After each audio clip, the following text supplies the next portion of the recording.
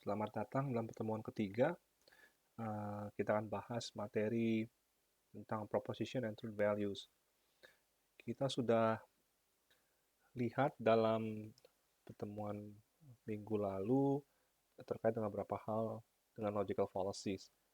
Kita perlu mempelajari argumen secara benar untuk menghasilkan kesimpulan yang benar pula. Nah, kita dalam posisi untuk membahas tools yang kita gunakan untuk melihat sebuah argumen. Jadi kita mulai dari berbagai macam beberapa proposisi atau propositions untuk mencapai pada sebuah argumentasi. Apa itu proposisi? Proposisi atau proposition dalam bahasa Inggris hanya berupa sebenarnya pernyataan yang membuat atau mengajukan klaim yang mungkin benar atau mungkin salah. Jadi prinsipnya adalah sebuah pernyataan. Pernyataan ini bisa dalam bentuk bahasa Indonesia atau bahasa Inggris atau juga dalam bentuk bahasa matematika yang memiliki struktur yang lengkap, minimal mengandung subjek dan predikat. Dan proposisi ini bisa mengandung nada yang menyangkal, denial, atau yang mendukung, assertion. Jadi itu adalah dua komponen utama waktu kita membentuk sebuah proposisi. Apa itu contoh-contoh proposisi? Tadi kita ingat proposisi itu harus merupakan sebuah kalimat lengkap ya. Apakah dalam bahasa atau merupakan dalam bahasa matematika. Dan proposisi itu dapat berupa dukungan atau juga berupa sangkalan. Jadi contoh-contoh proposisi di sini kita lihat Rahma duduk di kursi, sebuah kalimat lengkap. Saya tidak membaca buku teks yang digunakan dalam kuliah, juga kalimat lengkap. Yang ketiga adalah sebuah pernyataan matematika. Kita belum membahas apakah ini benar atau salah, tapi ini masih berupa sebuah struktur dari proposisi. Dosen sedang persiapan materi untuk perkuliahan dasar logika matematika juga sebuah kalimat lengkap sehingga menjadi bagian dari proposisi. Apa itu yang bukan proposisi? Contoh, 3 km ke arah selatan. Ini hanya berupa frase, bukan kalimat lengkap, sehingga tidak masuk dalam kategori sebuah proposisi. Apakah kamu menyukai pecel lele? Ini bukan pernyataan, tapi sebuah pertanyaan. Juga bukan bagian, tidak masuk dalam kategori sebuah proposisi. Ayo mulai, sebuah kalimat seru, ajakan, bukan proposisi, kan bukan kalimat lengkap. Belikan saya susu juga sebuah kalimat perintah yang bukan masuk dalam kategori proposisi. Proposisi seperti kita lihat tadi sebuah pernyataan yang memiliki sebuah struktur lengkap, apakah dalam bahasa Indonesia atau Inggris atau bahasa lain, juga merupakan bahasa matematika. Proposisi mempunyai kemungkinan dua buah nilai. Apakah itu true, benar, atau false, salah. Jadi ini yang disebut sebagai truth values atau nilai kebenaran dari sebuah proposisi. Simbol yang biasa dipakai untuk proposisi adalah P. Kebalikan dari P atau lawan dari P disebut negasi atau negation of P atau not P. Simbolnya adalah sebuah curly, tanda karakter curly dan yang mendahului huruf P. Ini adalah negasi dari P, lawan atau kebalikan. Nah, dalam waktu kita melihat truth values atau nilai kebenaran dari P, kita memiliki dua kemungkinan, apakah true atau false. Tentunya definisi dari negasi yang merupakan lawan atau kebalikan dari P, jika P adalah true, maka negasi dari P pasti false. Demikian juga jika P false, maka negasi dari P adalah true. Ini bisa kita kompilasi dalam sebuah namanya truth table atau tabel kebenaran seperti ini. Jika P true, maka negasi P adalah false. Jika P adalah false, maka negasi dari P adalah true. Dalam bentuk simbol atau dalam bentuk tabel, kita sudah lihat bagaimana kita menuliskan P dan negasi P. Sekarang kita ingin lihat bagaimana aplikasi P atau proposisi dan negasinya atau lawan atau kebalikan dari P dalam sebuah kalimat. Jadi misalnya kita ambil satu persatu, kita lihat Rahma duduk di kursi, maka negasinya adalah Rahma tidak duduk di kursi. Kalau saya punya proposisi, saya tidak mengambil mata kuliah dasar logika matematika, maka negasi dari P atau lawan dari P adalah saya mengambil mata kuliah dasar logika matematika. Jadi di sini kita melihat negasi hanya membuat tone yang negatif atau kebalikan dari kata kerja. Duduk, tidak mengambil, ini mengambil. Jika kita punya proposisi dalam bahasa matematika, 7 tambah 8 sama dengan 2, maka negasinya adalah 7 tambah 8 tidak sama dengan 2. Ini dalam bahasa matematika. Nah, sekarang kita masuk dalam contoh sedikit lebih kompleks. Semua anak takut gelap. Ini adalah sebuah proposisi. Sekarang kita ingin menuliskan negasi atau lawan atau kebalikan dari P. Kita punya beberapa kemungkinan sebetulnya. Kita lihat semua anak takut gelap. Jadi apa negasi dari P? Kita bisa bilang tidak semua anak takut gelap. Mohon maaf nih, kurang P di sini.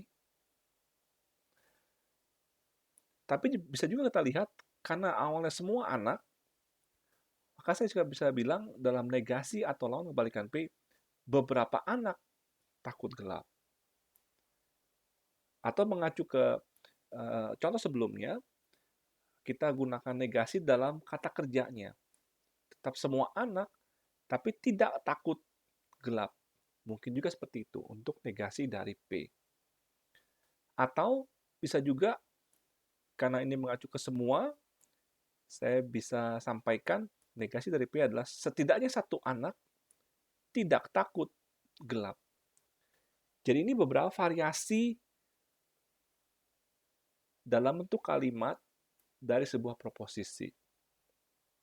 Contoh lain, beberapa hewan nokturnal tidur siang hari.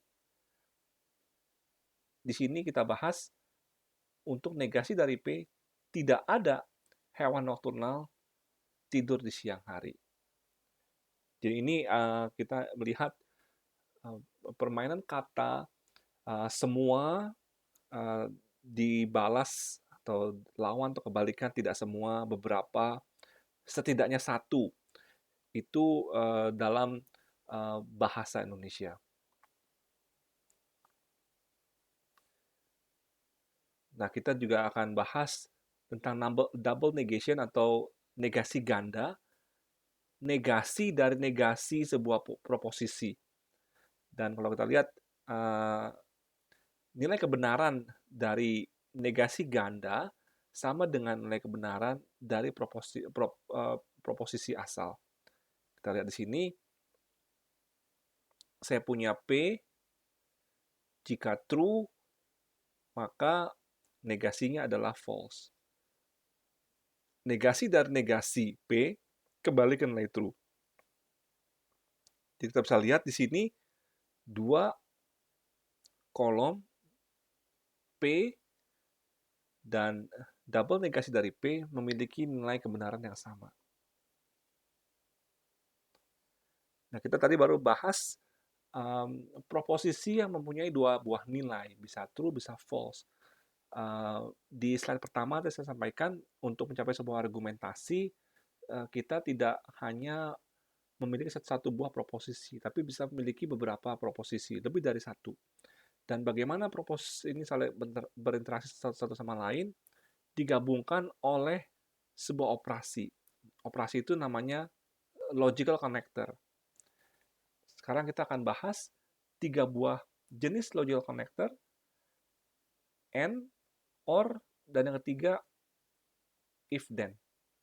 Jadi apa itu? Pertama AND. Namanya orang sering beri nama conjunction atau konjungsi. Simbolnya seperti tanda pangkat. Jika saya punya dua proposisi, maka dituliskan P dan Q. Yang kedua adalah OR, diberi nama disjunction atau disjungsi. Simbolnya seperti huruf V. Dua buah proposisi digabungkan dengan konektor OR, ditulis P OR Q.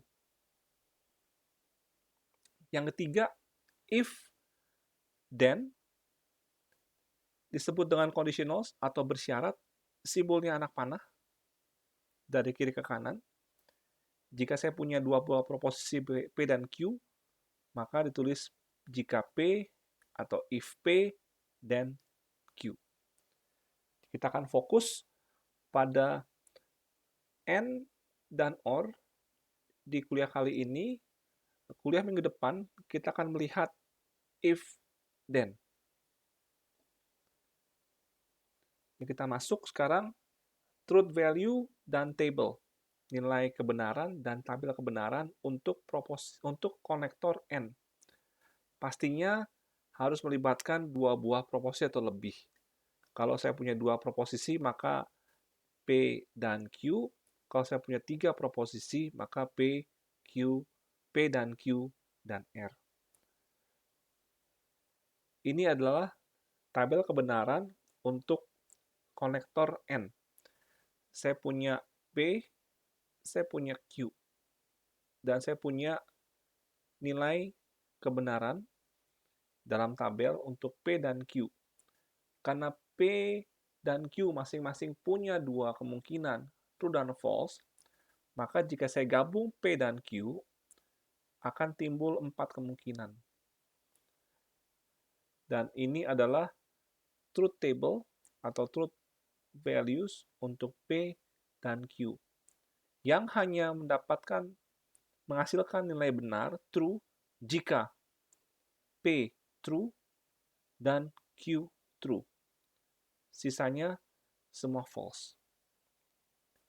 Ini untuk dua proposisi P dan Q. Bagaimana jika kita punya tiga proposisi P dan Q dan R? Ingat, masing-masing memiliki dua buah nilai kebenaran, dua kemungkinan, true dan false. Karena masing-masing P, Q, dan R memiliki dua buah kemungkinan, true dan false, maka jika saya gabungkan tiga proposisi P, Q, R, akan muncul 8 kemungkinan di sini. Dan lagi-lagi, hasil P dan Q dan R akan menghasilkan nilai true jika P true, Q true, dan R true. Sisanya semua akan mendapatkan hasil atau values false.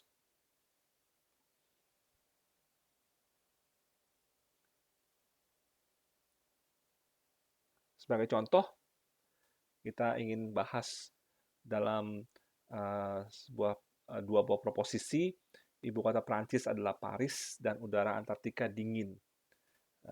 Kita ingin cari nilai kebenaran dari dua buah proposisi ini yang digabungkan oleh konektor N dan di sini. Karena P benar dan Q juga benar, maka P dan Q juga benar, seperti pada tabel sebelumnya. Berikutnya, contoh yang mirip, ibu kota Prancis adalah Paris dan ibu kota Amerika adalah Madrid. Kita ingin mencari nilai kebenaran. Untuk P adalah ibu kota Prancis adalah Paris benar, true. Q, ibu kota Amerika Madrid adalah false. Maka P dan Q adalah false. Jadi itu adalah contoh untuk truth values untuk konektor N. Ini beberapa contoh. Indonesia memiliki beragam budaya dan keberagaman disebut bineka. Kalau konjungsi di atas nilainya ada true, bagaimana kita mengubah proposisi di atas sehingga menjadi false? Ini bisa menjadi latihan untuk kalian. Contoh nomor 2, LEC merupakan salah satu pilar keilmuan di UPJ dan mahasiswa UPJ diajarkan mata kuliah dasar teori matematika. Kita ingin mencari nilai kebenaran di atas dan ubah proposisi tersebut agar nilai kebenaran konjungsi menjadi kebalikannya. Jadi jika kalian anggap bagian pertama ini adalah true, apa yang harus diubah di poin kedua ini supaya nilainya menjadi false dan kebalikannya. Ini mungkin bisa dibahas, dipikirkan. Kita lanjut untuk truth values dan table untuk konektor OR. Untuk OR sedikit ada tambahan. Kita punya dua buah jenis OR yang namanya inklusif atau eksklusif. Inklusif itu artinya melingkupi salah satu pilihan atau kedua pilihan sekaligus. Jadi bisa salah satu, bisa dua-duanya. Untuk inklusif, karena seperti kalimatnya inklusif adalah include ya, mencakup seluruhnya. Kalau eksklusif, hanya satu pilihan. Apa contohnya supaya lebih jelas? Contoh, untuk inklusif kita bahas tentang asuransi. Di sini disebut asuransi kesehatan mengatakan tanggungan rawat inap mencakup kasus karena penyakit atau kecelakaan. Jadi apa makna di sini untuk inklusif OR?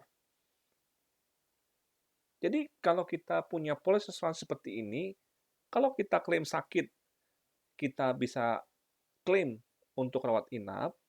Kalau kita klaim kecelakaan, juga bisa masuk rawat inap. Tapi jika kita sakit dan kecelakaan, juga kita bisa klaim rawat inap. Ini yang disebut dengan inclusive OR. Bagaimana dengan exclusive OR? Sebuah restoran menawarkan tempat makan smoking atau non-smoking. Apa maknanya? Jadi kita harus pilih salah satu. Kita tidak bisa dapat dua-duanya. Kalau kita ada di smoking, pasti nggak mungkin ada di non-smoking, dan sebaliknya. Jika kita tidak ada di non-smoking, pasti ada di no smoking room. Jadi ini yang disebut dengan exclusive OR. Kita hanya bisa pilih satu dari dua. Kita tidak bisa mungkin mendapatkan kemungkinan dua-duanya terpenuhi. Berbeda dengan inklusif. Dalam bahasa matematika, OR yang tadi kita bahas tadi itu yang inklusif OR yang akan kita bahas di sini. Exclusive OR memiliki nama berbeda ya, dengan penambahan X di depan XOR. Kita belum bahas itu, kita akan bahas inclusive OR yang hanya ditulis sebagai OR. Sama seperti N sebelumnya, kita memiliki dua proposisi atau lebih, simbolnya P atau Q, atau kalau kita punya tiga, P atau Q atau R. Bagaimana dengan truth table atau values dari disjungsi ini?